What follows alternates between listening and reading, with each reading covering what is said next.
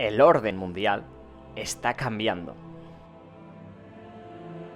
Los tiempos que vienen serán radicalmente diferentes de lo que hemos vivido en nuestras vidas, aunque similares a muchos otros momentos del pasado. ¿Cómo lo sé? Pues porque siempre ha sido así. A lo largo de mis aproximadamente 50 años invirtiendo en macroeconomía global, he aprendido por las malas que los acontecimientos más importantes que me sorprendieron lo hicieron precisamente porque nunca habían ocurrido durante mi vida. Estas sorpresas dolorosas me llevaron a estudiar los últimos 500 años de historia en busca de situaciones similares y ahí vi que efectivamente ya habían ocurrido muchas veces antes. Con los altibajos de los holandeses, el Imperio Británico y el Imperio Estadounidense. Y cada vez que ocurrió, fue una señal de que el orden mundial estaba cambiando. Déjenme comenzar con una historia que me llevó hasta este punto sobre cómo aprendí a anticipar el futuro estudiando el pasado.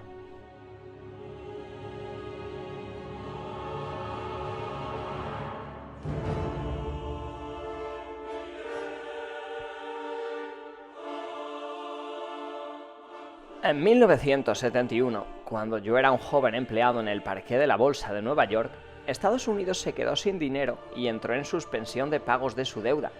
Así es, Estados Unidos se quedó sin dinero. ¿Cómo? Pues bien, en aquel entonces el oro era el dinero que se utilizaba en las transacciones entre países. El dinero en papel, como el dólar, funcionaba como los cheques de una chequera. No tenían valor propio, salvo que podían canjearse por oro, que era el verdadero dinero. En ese momento, Estados Unidos gastaba mucho más dinero del que ingresaba, emitiendo muchos más de esos cheques de dinero en papel del oro que tenía en el banco para canjearlos. A medida que la gente llevaba esos cheques al banco para canjearlos por oro, la cantidad de oro en Estados Unidos empezó a disminuir. Pronto se hizo evidente que Estados Unidos no podía cumplir sus promesas para todo el dinero en papel existente, así que quienes tenían dólares se apresuraron a cambiarlos antes de que el oro se agotara. Al darse cuenta de que Estados Unidos se iba a quedar sin dinero real, el domingo por la noche del 15 de agosto, el presidente Nixon apareció en televisión para decirle al mundo que Estados Unidos rompía su promesa de permitir que la gente canjeara sus dólares por oro. Por supuesto, no lo dijo de esa manera, lo expresó de forma más diplomática, sin dejar claro que Estados Unidos estaba incurriendo en default. The strength of a nation's currency is based on the strength of that nation's economy. And the American economy is by far the strongest in the world. Accordingly, I have directed the Secretary of the Treasury to take the action necessary to defend the dollar against the speculators. I have directed Secretary Connally to suspend temporarily the convertibility of the dollar into gold or other reserve assets, except in amounts and conditions determined to be in the interest of monetary stability and in the best interest of the United States. Lo observé con asombro, dándome cuenta de que el dinero, tal y como lo entendíamos, se había quedado obsoleto. ¡Vaya crisis! Yo esperaba que el mercado bursátil se desplomara al día siguiente, así que llegué temprano al parque para prepararme. Cuando sonó la campana de apertura, estalló el caos, pero no del tipo que yo esperaba. El mercado estaba subiendo, y subiendo mucho. Y siguió subiendo hasta casi un 25%. Eso me sorprendió porque nunca antes había vivido una devaluación de la moneda. Cuando investigué la historia, descubrí que exactamente lo mismo había ocurrido en 1933 y había tenido exactamente el mismo efecto. En aquel entonces, los dólares en papel también estaban vinculados al oro, del cual Estados Unidos se estaba quedando sin reservas porque estaba gastando más cheques de dinero en papel de los que tenía en oro para canjearlos, y el presidente Roosevelt anunció por radio que rompería la promesa del país de cambiar dólares por oro. It was then that I issued the proclamation providing for the national bank holiday, and this was the first step in the government's reconstruction of our financial and economic fabric. The second step, last Thursday, was the legislation promptly and patriotically passed by the Congress, confirming my proclamation and broadening my powers so that it became possible, in view of the requirement of time, to extend the holiday and lift the ban of that holiday gradually in the days to come. This law also gave authority to develop a program of rehabilitation. En ambos casos, romper el vínculo con el oro permitió a Estados Unidos seguir gastando más de lo que ingresaba, simplemente imprimiendo más dólares en papel. Como aumentó la cantidad de dólares sin que aumentara la riqueza del país, el valor del dólar cayó. Y a medida que estos nuevos dólares entraran en el mercado, sin un aumento correspondiente de la productividad, se destinaron a comprar grandes cantidades de acciones, oro y materias primas, lo que provocó la subida de sus precios. Y a medida que estudié más historia, vi que exactamente lo mismo había ocurrido muchísimas veces antes.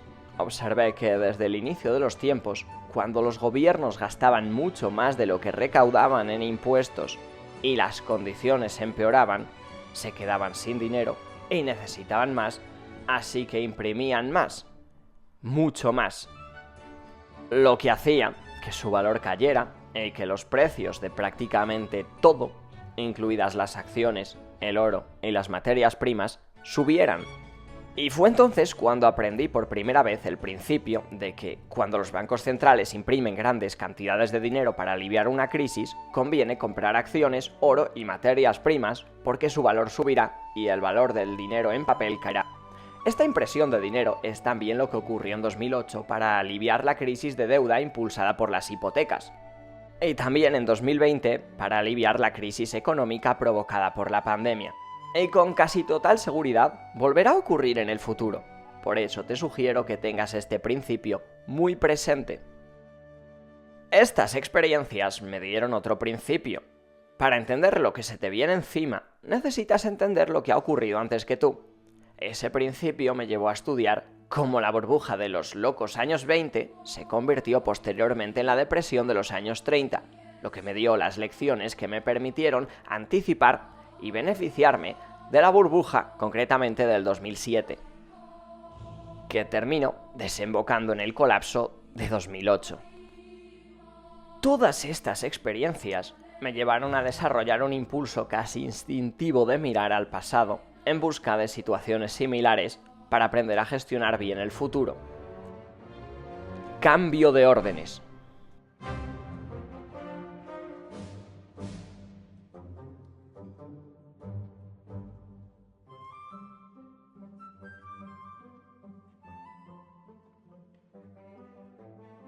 En los últimos años, 3 grandes acontecimientos que no habían ocurrido durante mi vida me llevaron a realizar este estudio. Primero, los países no tenían suficiente dinero para pagar sus deudas, incluso después de bajar los tipos de interés a cero, por lo que sus bancos centrales empezaron a imprimir grandes cantidades de dinero para hacerlo. Y segundo, surgieron grandes conflictos internos debido al aumento de las brechas entre la riqueza y los valores. Esto se manifestó en populismo político y en la polarización entre la izquierda, que quiere redistribuir la riqueza, y la derecha, que quiere defender a quienes la poseen. Y el tercero, un aumento del conflicto externo entre una gran potencia emergente y la potencia dominante, como está ocurriendo actualmente entre China y Estados Unidos.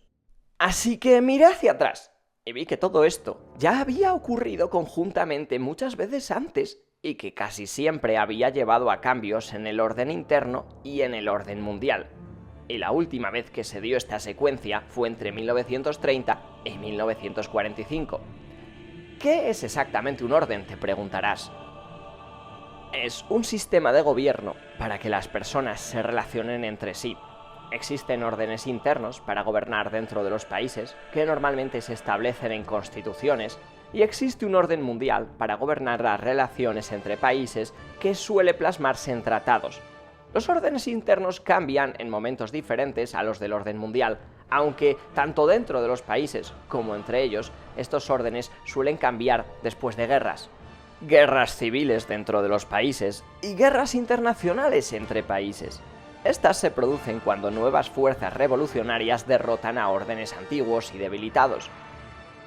Por ejemplo, el orden interno de Estados Unidos quedó establecido en la Constitución de 1789 tras la Revolución Americana y sigue vigente hoy en día. incluso después de la Guerra Civil estadounidense. Rusia se deshizo de su antiguo orden y estableció uno nuevo con la Revolución Rusa de 1917, que terminó en 1991 con una revolución relativamente poco sangrienta. China inició su orden interno actual en 1949, cuando el Partido Comunista Chino ganó la Guerra Civil. Bien, ya se entiende la idea. El orden mundial actual, comúnmente conocido como el orden mundial americano, se formó tras la victoria de los aliados en la Segunda Guerra Mundial, cuando Estados Unidos emergió como la potencia dominante a nivel global. Quedó establecido mediante acuerdos y tratados que definían cómo debían funcionar la gobernanza global y los sistemas monetarios. En 1944, el nuevo sistema monetario mundial se fijó en el acuerdo de Bretton Woods, que estableció al dólar como la principal moneda de reserva mundial. Una moneda de reserva es una divisa que es aceptada de forma generalizada en todo el mundo, y contar con una es un factor clave para que un país se convierta en el imperio más rico y poderoso. Cuando se establece una nueva potencia dominante y un nuevo sistema monetario, comienza un nuevo orden mundial. Estos cambios se producen siguiendo un ciclo atemporal y universal que yo llamo el Gran Ciclo. Empezaré con una visión general rápida y luego te daré una visión más completa.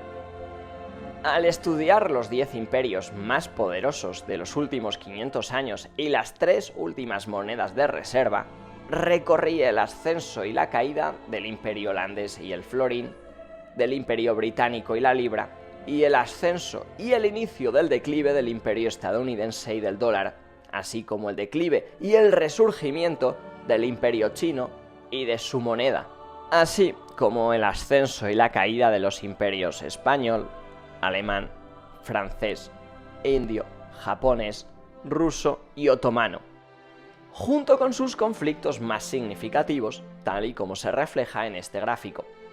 Para comprender mejor los patrones de China, también estudié el ascenso y la caída de las dinastías chinas y de sus monedas desde el año 600.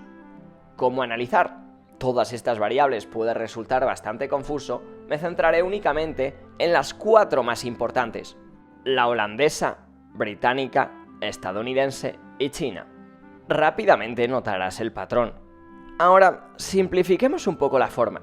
Como puedes ver, se desarrollaron en ciclos superpuestos que duraron aproximadamente 250 años, con periodos de transición de entre 10 y 20 años entre ellos.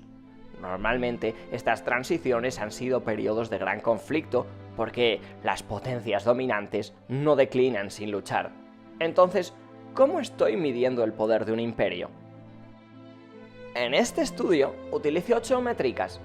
La media de poder total de cada país se obtiene promediándolas.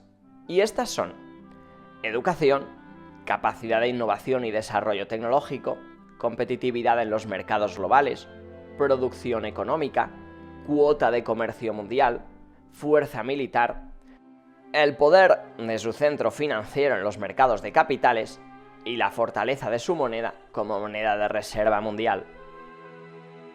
Como estos poderes son medibles, podemos ver cuán fuerte es cada país ahora, cómo lo fue en el pasado y si está ascendiendo o en declive. Al examinar las secuencias de muchos países, podemos observar cómo se desarrolla un ciclo típico.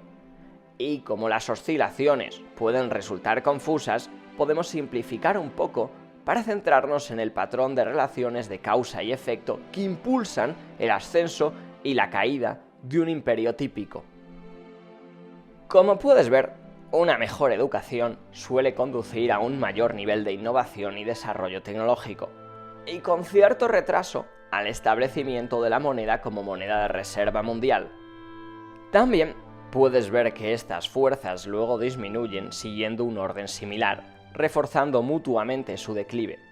Veamos ahora la secuencia típica de acontecimientos que se produce dentro de un país y que da lugar a estos ascensos y descensos. En pocas palabras, el gran ciclo suele comenzar tras un gran conflicto, a menudo una guerra, que establece la nueva potencia dominante y el nuevo orden mundial. Como nadie quiere desafiar a ese poder, normalmente le sigue un periodo de paz y prosperidad. Y a medida que la gente se acostumbra a esa paz y prosperidad, apuesta cada vez más porque continúe. Para ello se endeuda, lo que con el tiempo conduce a una burbuja financiera. La cuota de comercio del imperio crece, y cuando la mayoría de las transacciones se realizan en su moneda, esta se convierte en la moneda de reserva, lo que genera aún más dinero. Al mismo tiempo, esta mayor prosperidad distribuye la riqueza de forma desigual, por lo que la brecha entre los ricos que tienen y los pobres que no tienen suele ampliarse. Con el tiempo, la burbuja financiera estalla, lo que conduce a la impresión de dinero y a un aumento del conflicto interno entre ricos y pobres, desembocando en algún tipo de revolución para redistribuir la riqueza. Esto puede ocurrir de forma pacífica o mediante una guerra civil. Y mientras el imperio lucha con este ciclo interno, su poder disminuye en términos relativos frente a potencias rivales externas en ascenso. Cuando una nueva potencia emergente se vuelve lo suficientemente fuerte como para competir con la potencia dominante que atraviesa rupturas internas, se producen conflictos externos, normalmente guerras. De estas guerras internas y externas surgen nuevos ganadores y perdedores. Luego los vencedores se reúnen para crear el nuevo orden mundial y el ciclo vuelve a comenzar. Al mirar hacia atrás, vi que estas relaciones de causa y efecto impulsaron los ciclos de ascenso y caída desde el Imperio Romano. Observé cómo las historias de cada uno de estos ciclos se entrelazaba con otras anteriores simultáneas y posteriores, del mismo modo que cada historia individual se combina con otras para conformar el gran relato épico de 500 años que es nuestra historia colectiva. Y al igual que los ciclos de la vida humana, ninguno es exactamente igual, aunque la mayoría son similares. Están impulsados por relaciones lógicas de causa y efecto que avanzan por etapas, desde el nacimiento hasta la fortaleza y la madurez, pasando luego por la debilidad y de forma inevitable al declive.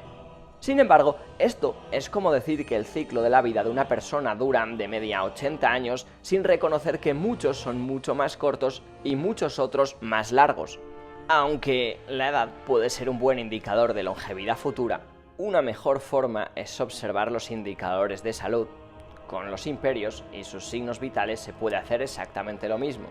Descubrí que observando cómo cambiaban los indicadores de poder, podía identificar en qué etapa se encontraba un país, lo que me ayudaba a anticipar que era probable que viniera después. Ahora te llevaré a través del gran ciclo con más detalle. Dame 20 minutos y te mostraré los últimos 500 años de historia, enseñándote los patrones similares que se repiten en el imperio holandés, británico, estadounidense y chino. 500 años de grandes ciclos.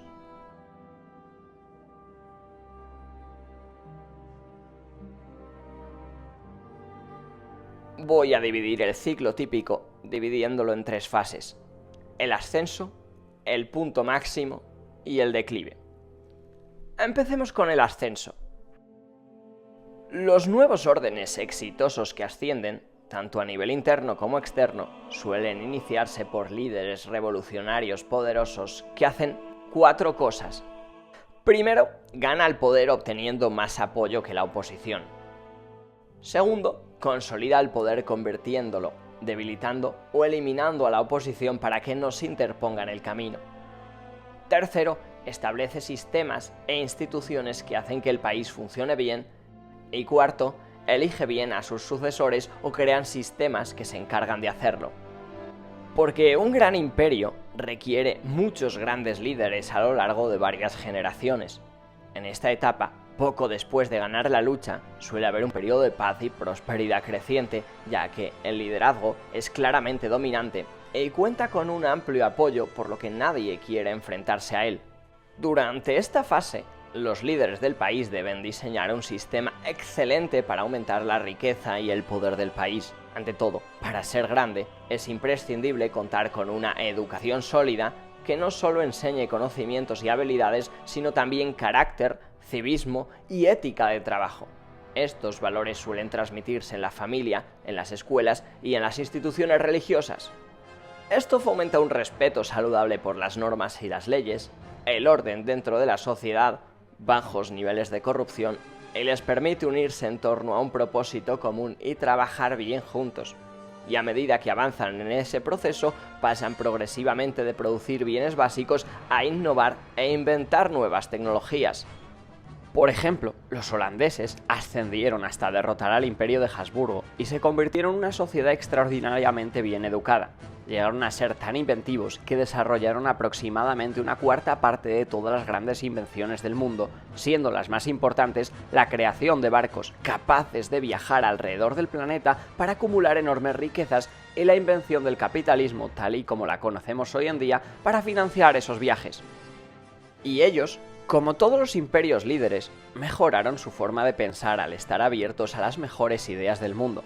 Como resultado, la población del país se volvió más productiva y más competitiva en los mercados globales, lo que se reflejó en un aumento de su producción económica y en una mayor cuota de comercio mundial.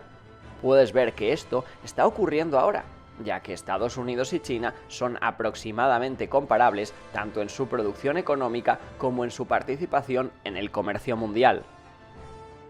Y a medida que los países comercian más a nivel global, deben proteger sus rutas comerciales y sus intereses en el extranjero frente a ataques, por lo que desarrollan una gran fuerza militar. Si se hace bien, este ciclo virtuoso conduce a un fuerte crecimiento de los ingresos, que pueden utilizarse para financiar inversiones en educación, infraestructuras e investigación y desarrollo. También deben desarrollar sistemas que incentiven y empoderen a quienes tienen la capacidad de crear o generar riqueza.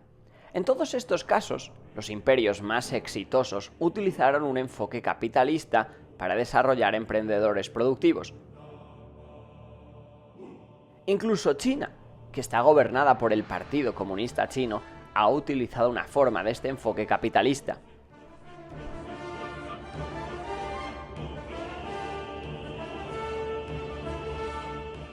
Deng Xiaoping, cuando le preguntaron sobre esto, dijo que no importa si el gato es blanco o negro, siempre que cace ratones, y que es glorioso hacerse rico. Para hacerlo bien, deben desarrollar sus mercados de capitales, especialmente los mercados de crédito, bonos y acciones. Eso permite a las personas convertir sus ahorros en inversiones para financiar la invención y el propio desarrollo. Y además, participar en los éxitos de quienes hacen que ocurran grandes cosas.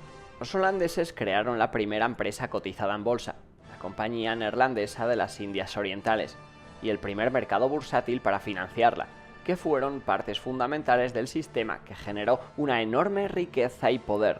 Como consecuencia natural, los mayores imperios desarrollaron los principales centros financieros del mundo para atraer y distribuir el capital global. Ámsterdam fue el centro financiero mundial cuando los holandeses eran la potencia dominante. Londres lo fue cuando los británicos estaban en la cima. Nueva York lo es ahora. China está desarrollando rápidamente sus centros financieros. Lo más importante es que los capitalistas, los gobiernos y el ejército deben trabajar juntos. Los holandeses no solo trabajaban bien en conjunto, sino que eran prácticamente lo mismo. A la Compañía Neerlandesa de las Indias Orientales, el gobierno le concedió un monopolio comercial y contaba con su propio ejército oficialmente autorizado para salir a los mercados globales y crear y capturar riqueza. Los británicos siguieron con la Compañía Británica de las Indias Orientales y mantuvieron una coordinación similar entre su gobierno, sus empresas y sus operaciones militares. El complejo militar de Estados Unidos hizo lo mismo, al igual que el sistema chino en la actualidad. A medida que el país se convierte en el mayor imperio comercial internacional, sus transacciones pueden pagarse con su propia moneda, convirtiéndola en el medio de intercambio preferido a nivel global. Y como esa moneda es tan ampliamente aceptada y utilizada, personas de todo el mundo quieren ahorrar en ella, lo que la convierte en el principal depósito de valor y, por tanto, en la moneda de reserva líder del mundo. El florín fue la principal moneda de reserva del mundo cuando los holandeses lideraban el comercio mundial. La libra lo fue cuando lideraban los británicos, y el dólar lo ha sido desde que Estados Unidos asumió ese liderazgo. De forma natural, la moneda de China se utiliza cada vez más como una moneda de reserva, Tener una moneda de reserva permite al imperio endeudarse más que otros países. Esa es la ventaja enorme. Piénsalo. Personas de todo el mundo están deseosas de ahorrar y por lo tanto de prestar de vuelta su moneda al imperio. Los países que no tienen una moneda de reserva no cuentan con esa ventaja. Y cuando el imperio se queda sin su propio dinero, recuerda a Estados Unidos de 1971. Siempre pueden imprimir más. El privilegio exorbitante que otorga al imperio su moneda de reserva hace que el endeudamiento aumente y se inicie una burbuja financiera. Esta cadena de relaciones de causa y efecto conduce a poderes financieros, políticos y militares que se refuerzan mutuamente, apoyados por la capacidad de endeudamiento que brinda una moneda de reserva. Esto ha estado presente desde que la historia comenzó a registrarse. Todos los imperios que llegaron a ser los más poderosos del mundo siguieron este camino directamente hasta la cima.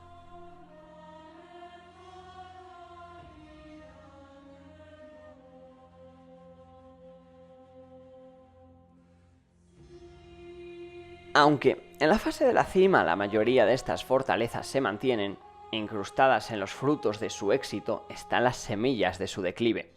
Por lo general, a medida que las personas en estos países ricos y poderosos ganan más, se vuelven más caras y menos competitivas en comparación con personas de otros países dispuestas a trabajar por menos. Al mismo tiempo, la gente de otros países copia de forma natural los métodos y tecnologías de la potencia líder, lo que reduce aún más su competitividad. Por ejemplo, los constructores de barcos británicos tenían trabajadores menos costosos que los holandeses, así que contrataron a diseñadores holandeses para crear barcos mejores construidos por trabajadores británicos más baratos, lo que los hizo más competitivos y llevó al ascenso británico y al declive holandés. Además, a medida que las personas se vuelven más ricas, tienden a no trabajar tan duro, disfrutan más del ocio, persiguen aspectos más refinados y menos productivos de la vida y, en el extremo, se vuelven decadentes. Los valores cambian de generación en generación durante el ascenso a la cima, de quienes tuvieron que luchar para lograr riqueza y poder a quienes simplemente la heredaron. Están menos curtidos en la lucha, inmersos en lujos y acostumbrados a una vida fácil, lo que los hace más vulnerables a los desafíos. La edad dorada del Imperio holandés.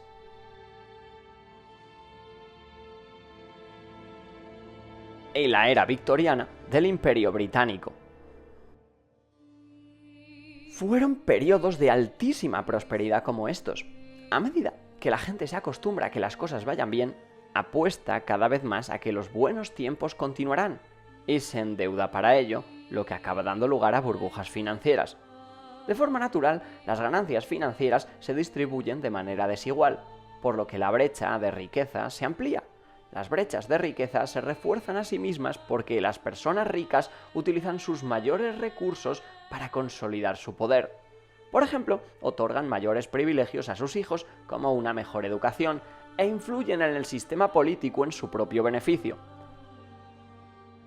Esto provoca que crezcan las diferencias de valores, políticas y oportunidades entre los ricos que tienen y los pobres que no tienen. Quienes están en peor situación sienten que el sistema es injusto, por lo que crecen resentimientos.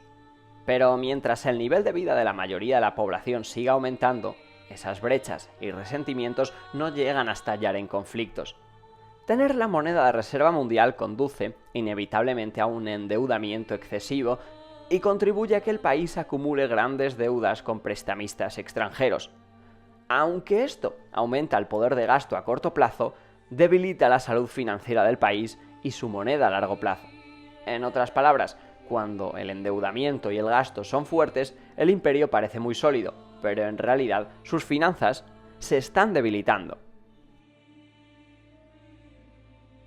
El endeudamiento sostiene el poder del país más allá de sus fundamentos, financiado tanto el sobreconsumo interno como los conflictos militares internacionales necesarios para mantener el imperio. Inevitablemente, el coste de mantener y defender el imperio supera los ingresos que genera, por lo que tener un imperio deja de ser rentable. Por ejemplo, el Imperio holandés se sobreextendió por todo el mundo y libró guerras cada vez más costosas contra británicos y otras potencias europeas para proteger su territorio y sus rutas comerciales. El Imperio británico, de forma similar, se volvió enorme y burocrático y perdió sus ventajas competitivas a medida que potencias rivales, en particular Alemania, crecían con fuerza, lo que condujo a una carrera armamentística cada vez más costosa y a una guerra mundial. Estados Unidos ha pasado alrededor de 8 años en guerras en el extranjero y afrontando sus consecuencias desde el 11 de septiembre y ha gastado trillones de dólares adicionales en otras operaciones militares y en el mantenimiento de bases militares en 70 países. Y aún así no está gastando lo suficiente para sostener su competencia militar con China en la región que rodea a China. En este ciclo, los países más ricos acaban endeudándose cada vez más al pedir prestado a países más pobres que ahorran más. Esta es una de las primeras señales de un cambio en la riqueza y el poder. Esto comenzó en Estados Unidos en la década de 1980, cuando tenía una renta per cápita 40 veces superior a la de China y empezó a endeudarse con chinos que querían ahorrar en dólares porque el dólar era la moneda de reserva mundial. De forma similar, el Imperio británico pidió grandes cantidades de dinero prestado a sus colonias mucho más pobres, y los holandeses hicieron lo mismo en su momento de mayor apogeo. Si el imperio empieza a quedarse sin nuevos prestamistas, quienes poseen su moneda comienzan a pensar en vender y salir, en lugar de comprar, ahorrar, prestar y entrar.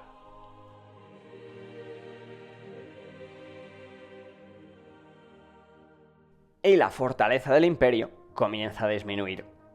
El declive surge por la debilidad económica interna, junto con luchas internas, conflictos externos costosos o ambos. Por lo general el declive se produce de forma gradual y luego muy repentina. Cuando las deudas se vuelven muy grandes, hay una desaceleración económica y el imperio ya no puede pedir prestado el dinero necesario para pagar sus deudas. La burbuja financiera estalla. Esto genera grandes dificultades internas y obliga al país a elegir entre entrar en default de su deuda o imprimir grandes cantidades de dinero. Siempre elige imprimir mucho dinero, al principio de forma gradual y finalmente de forma masiva. Eso devalúa la moneda y eleva la inflación. En el caso de los holandeses, fue la crisis financiera provocada por los excesos financieros y el coste de la Cuarta Guerra Anglo-Holandesa.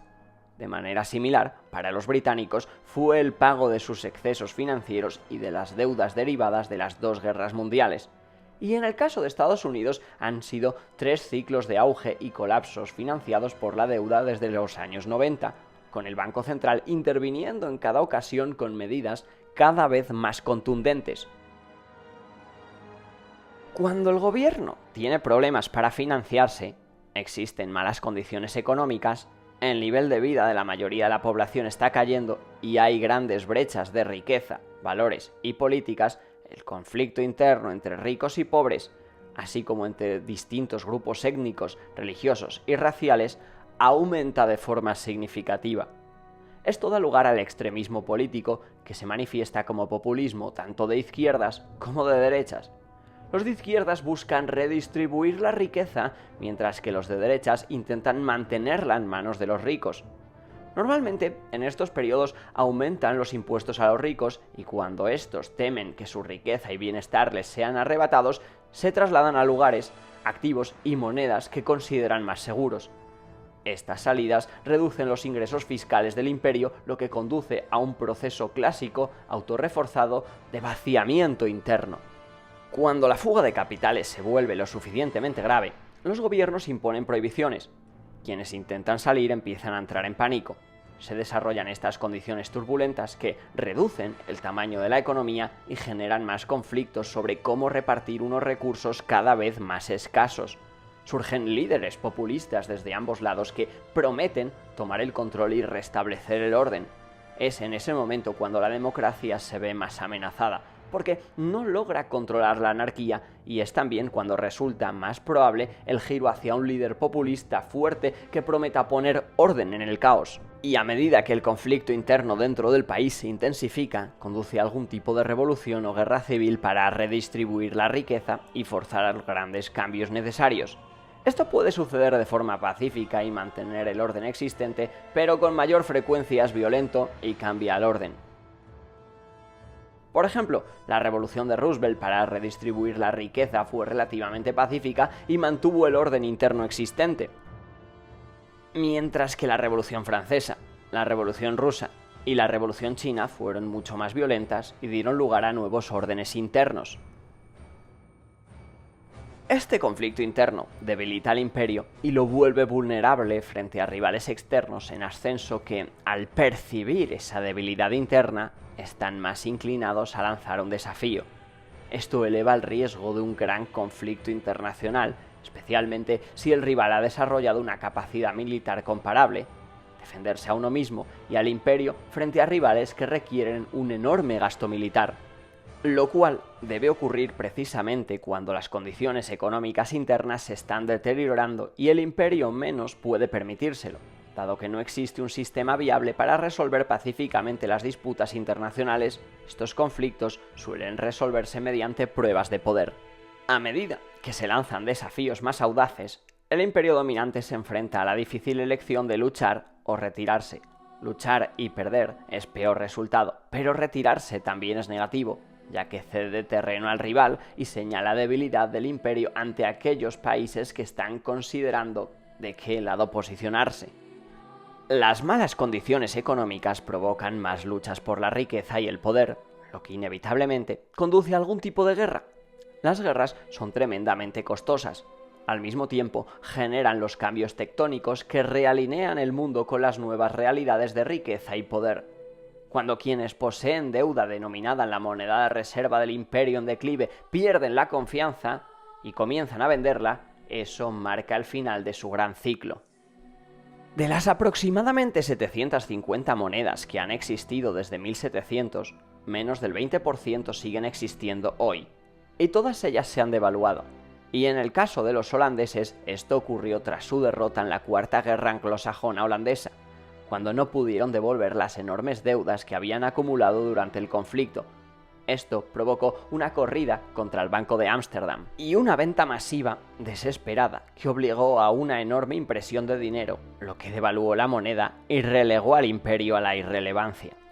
En el caso de los británicos, esto ocurrió después de la Segunda Guerra Mundial, cuando, a pesar de su victoria, no pudieron devolver las enormes deudas que habían contraído para financiar el esfuerzo bélico. Esto dio lugar a una serie de emisiones monetarias, devaluaciones y ventas masivas de la libra esterlina, mientras Estados Unidos y el dólar emergían como dominantes y creaban un nuevo orden mundial. En el momento de esta grabación, Estados Unidos aún no ha llegado a ese punto. Aunque tiene una deuda enorme, gasta más de lo que ingresa y financia ese déficit con más endeudamiento y la impresión de enormes cantidades de nuevo dinero.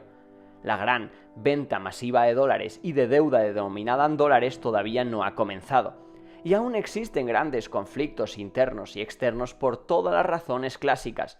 Aún no han cruzado la línea para convertirse en guerras. Con el tiempo, a partir de estos conflictos, sean violentos o no, surgen nuevos ganadores que se reúnen para reestructurar las deudas y los sistemas políticos de los perdedores y establecer ese nuevo orden mundial. Entonces, el ciclo antiguo y el imperio llegan a su fin y comienza uno nuevo, y todo el proceso se repite otra vez. He lanzado muchos detalles para dibujar una imagen de cómo suele desarrollarse el gran ciclo típico. Por supuesto, no todo se desarrolla exactamente de esa manera, pero la mayoría lo hacen en gran medida.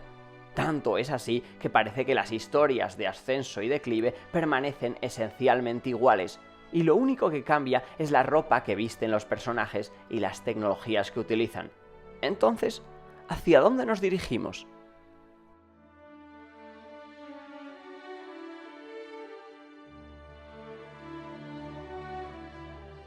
El futuro. La mayoría de los imperios tienen su momento de esplendor, y de forma inevitable acaban declinando. Revertir un declive es difícil, porque requiere deshacer muchas cosas que se han hecho, pero es posible. Observando estos indicadores, resulta bastante sencillo ver en qué etapa del gran ciclo se encuentra un imperio, cuán saludable está y si su situación está mejorando o empeorando. Eso puede ayudar a estimar cuántos años le quedan.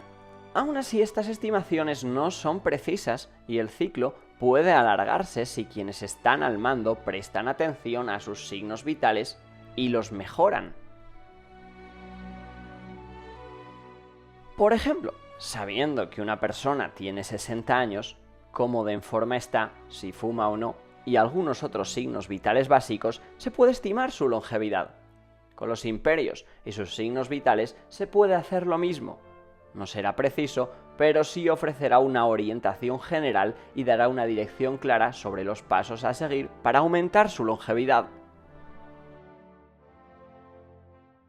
La mayoría de las veces, la mayor guerra de una nación es consigo misma, sobre si es capaz o no de tomar las decisiones difíciles necesarias para sostener el éxito.